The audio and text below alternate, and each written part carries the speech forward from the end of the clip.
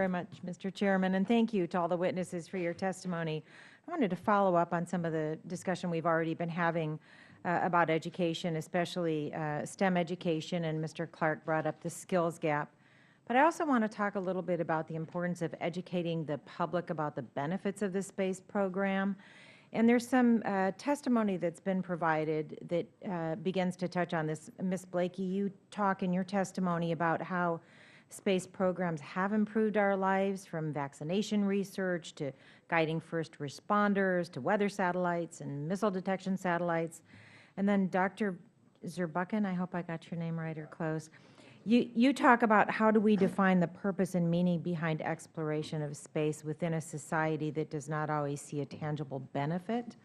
And Dr. Pace, you say that in today's environment with massive debt and an anemic economic recovery, sustaining discretionary expenditures for civil space exploration will be especially challenging unless there is a clearer rationale linking such efforts to broader national interests that can be supported in a bipartisan manner over many years.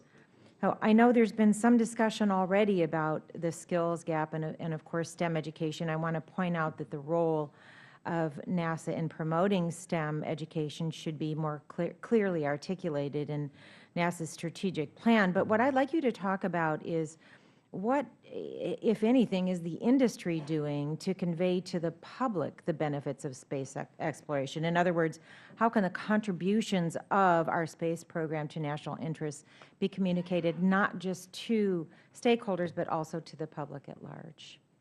And Ms. Blakey, if you would like to start, please. I thank you very much for the opportunity to expand on that a bit, because we did put a great deal of effort into this brand new report called Space in Our World, which, believe me, we will make certain that every member of this Congress and the new Congress has a copy, because you are all ambassadors on this front. But we've also looked at the fact that through social media, this can be accessible to every American. We've been tweeting it. We've been putting out specific nuggets, if you will, of examples. We're looking to excite young people in the universities, because there are examples in here of where work in a variety of universities and the private sector have kicked off enormous benefits for our society. So I simply would say that it is something that I think we need to do a better job on, because I do not believe the public has any idea how in their daily life, everyday life, they are over and over again using the work that comes out of our NASA programs and our space programs broadly, including NRO and some of our classified programs. It all moves out eventually into the economy, and it's been a huge spur for the economy. Thank you. I look forward to seeing the report. Anyone else care to add to that? Dr. Pace? I would say sort of from the experience of being at the university, and I teach both graduate and undergraduate students, and many of them come and take courses in space and space policy who are not space enthusiasts. They're international affairs students, political science majors, economics people. And to me, it's always very gratifying as they hear about the relationship of space to the economy and the relationship to our international relations, just how critical they realize this subject is. Many of them will come and say, you know, after going through the course, they walk outside and they have a new perspective on the sky above them. They had no idea that all these things were going on overhead, remote sensing, GPS systems, communication satellites, how deeply embedded space is in the entire critical infrastructure of the planet. It's almost invisible. But then once they realize that's there, they take on a new appreciation for it. They take on an appreciation for the immense symbolism that space has and how it represents our strategic relationships with our allies, such as Japan and Europe, how the Clinton administration used bringing the Russians into the space station program, very controversial, but as a way of symbolizing a post-Soviet relationship with them.